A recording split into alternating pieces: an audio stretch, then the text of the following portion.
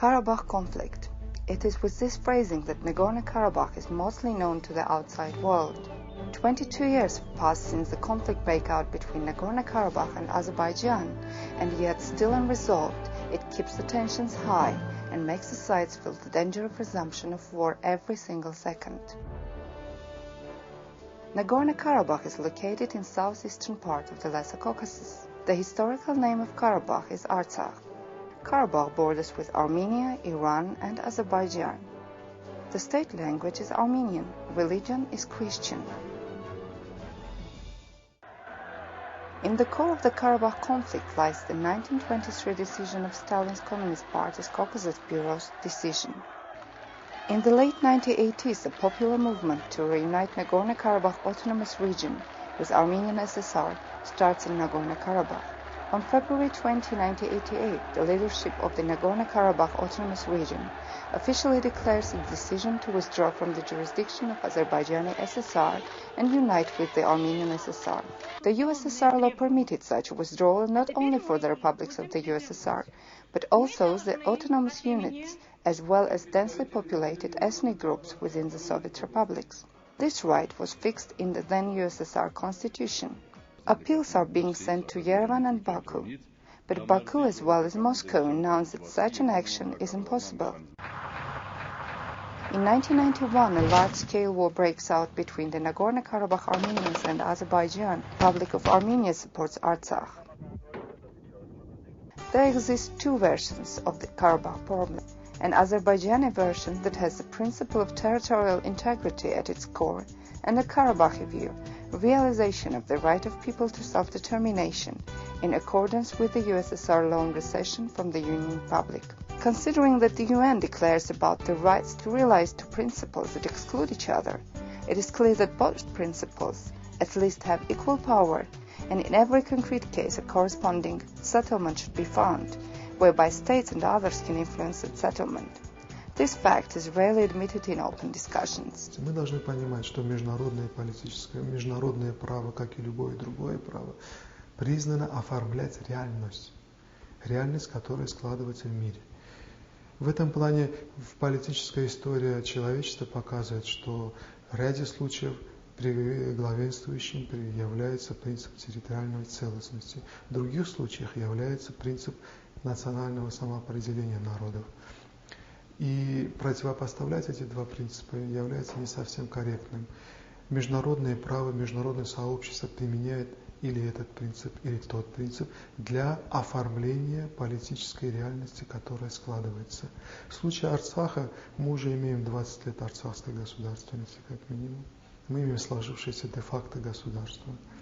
И арцахское армянство осуществило свое право на самоопределение. Every single day the world community is reinformed about the same thing. Both sides are right, but that's why the people of both countries have no effort to prove whose right is the most just one. Since the issue remains open, the mediators from the very beginning have been offering a number of mutual concessions that, in their opinion, should bring the sides closer, and only after that decide who is the most righteous. Thus, the mediators have been proposing the following: a corridor linking Armenia to Nagorno-Karabakh, defining the final status of Nagorno-Karabakh sometime in the future by a legally binding expression of will, the right of internally displaced and refugees to return to their former places of residence, international guarantees for security that will involve a peacekeeping operation. These are the principles that are being discussed at the negotiation table between Armenia and Azerbaijan. While the more those principles get defined, the talks of war become more often, and the main target of this is the people. What's your attitude to the right of internally displaced and refugees to return to their former places of residence? На мой взгляд, абсурдный принцип. Носит в себе опасность возобновления боевых действий.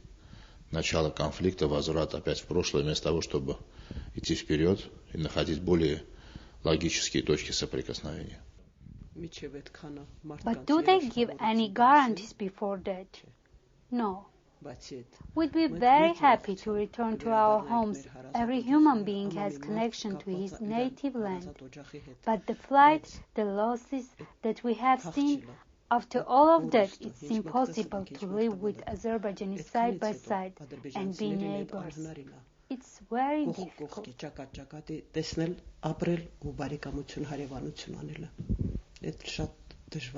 Երկու հասարակությունների մեջ կան ստերեոտիպեր, կան միմյանց նկատմամբ տածվող թշնամություն։ Այս ֆոնի վրա ես չեմ պատկերացնում, որ երկու ժողովուրդներ միասին բնակվեն, միասին գոյատևեն, միասին աշխատեն կամ թեկուզ միասին իրենց հանապազորյա հացը վաստակեն։ Եթե մադրիդյան սկզբունքներին վերադառնանք, պետք է ասեմ, որ չպետք է փախստականները վերադառնան, նոր մտածեն այդ տարբերությունները վերացնելու մասին, այլ պետք է վերացնեն տարբերությունները գոնե սուբյեկտիվ հիմքերը, այսինքն քարոզչության հետևանքները պետք է վերացվեն, նոր մտածեն փախստականների վերադարձի կամ հայ եւ ադրբեջանցի բնակչության միասին գոյատևման մասին։ What do you think? Will the Armenian refugees feel safe in case of returning to their former places of residence? Это самое главное, то, что мы не можем себе представить, то, что мы не будем себя чувствовать в безопасности. Тем более в глубинном Азербайджане, в Баку, в Сумгайте и так далее. Другой вопрос, когда мы ставим вопрос о возвращении армянских беженцев в ВПЛ, это Шаумян, Северный Мардагерт. Но, опять же, под протекторатом защиты войск Нагорно-Карабахской республики. По-другому никакого доверия нету. И мы будем там просто мишенью новых каких-то интриг.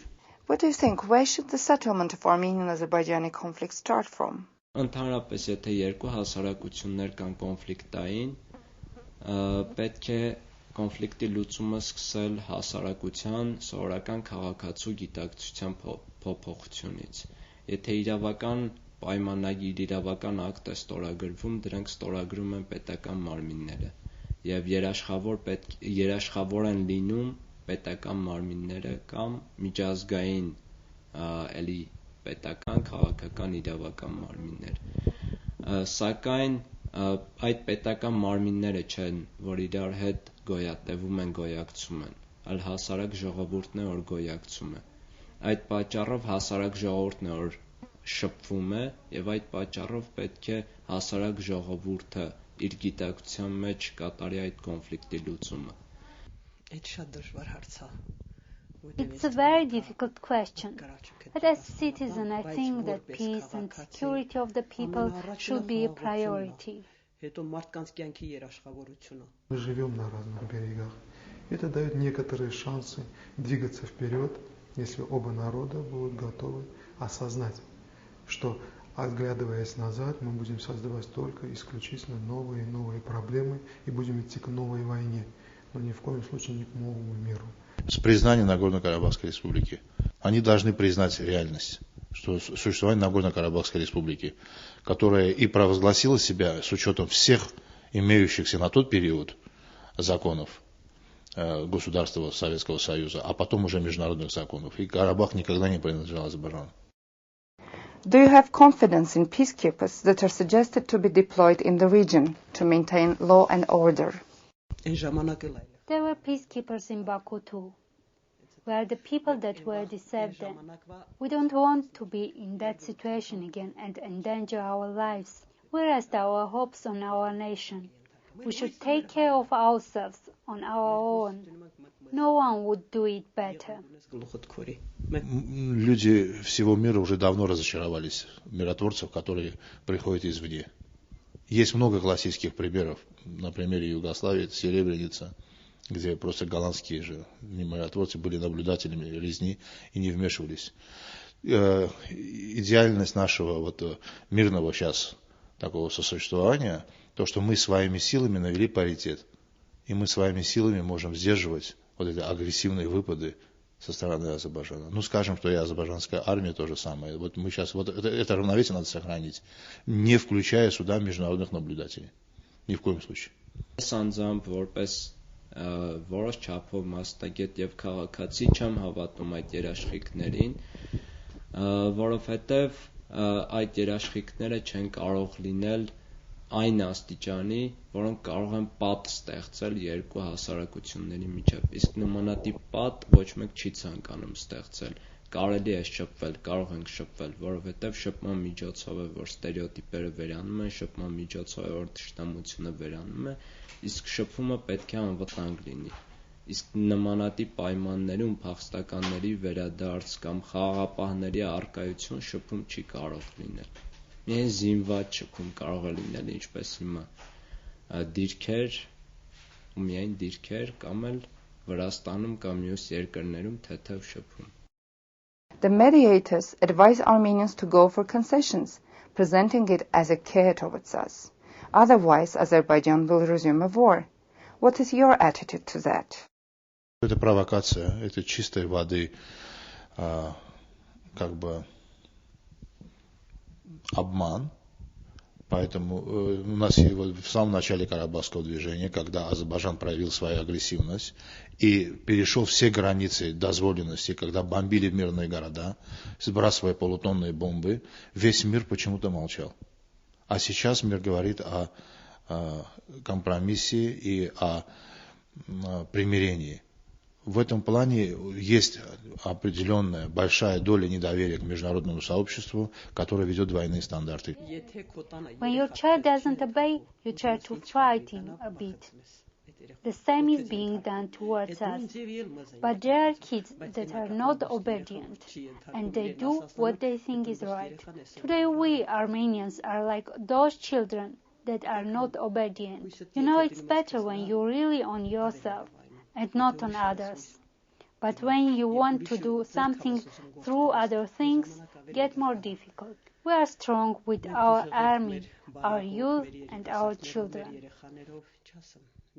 Գոնե միջնորդները պատերազմի լեզվով չպետք է խոսեն, այլ իրենք պետք է կանխեն պատերազմը։ Նրանք փորձում են մշակել եւ փորձում են հասնել այն տարբերակին, լուծման այն տարբերակին, որը ամենահեշտն է թվում այդ պահին։ Իրենք նկատում են դիրքորոշման թուլացումը, հապկացումը հայկական կողմում եւ նկատում են Ադրբեջանի դիրքորոշման կոշտացումը։ Այդ պատճառով ներկայացնում են այն տարբերակը եւ առաջարկում են այն տարբերակը, որը ամենահեշտը կարող է լուծում стանալ ու ընդունվել։ Единственным выходом все-таки является смириться и примириться как с потерями, так и достижениями.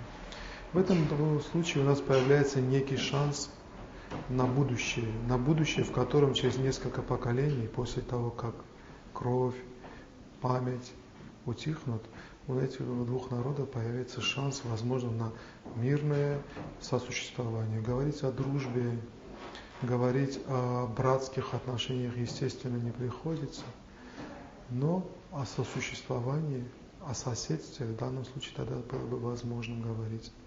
Потому что и мы, азербайджанская сторона, должны понимать, я думаю, понимают, что любого такого рода переделы, любые попытки пересмотреть результаты той войны означают новую войну. Peace with preconditions makes the sides to resist that peace and accumulates negative energy and hatred.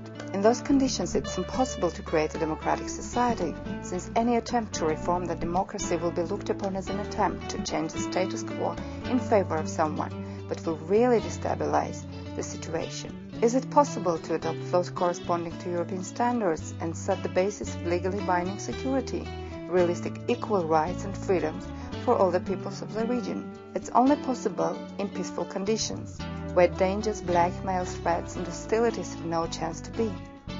It is those conditions that will make the people create peaceful models of coexistence in peace. All the variants of settlements that suppose that peace will be established only if sides agree to mutual concessions from the very beginning are destined to fail, since they do not get rid of the main hindrance, the mutual animosity. As long as statements like, "If you do not agree to give it to us, we'll take it by force," are in the minds of both Armenians and Azeris, the possibility of war is getting real, and that means that no other options are being discussed. The question is, what is more realistic? To change the balance of forces and maintain the peace, or in the conditions of balance of forces, make the sides sign a peace agreement without preconditions?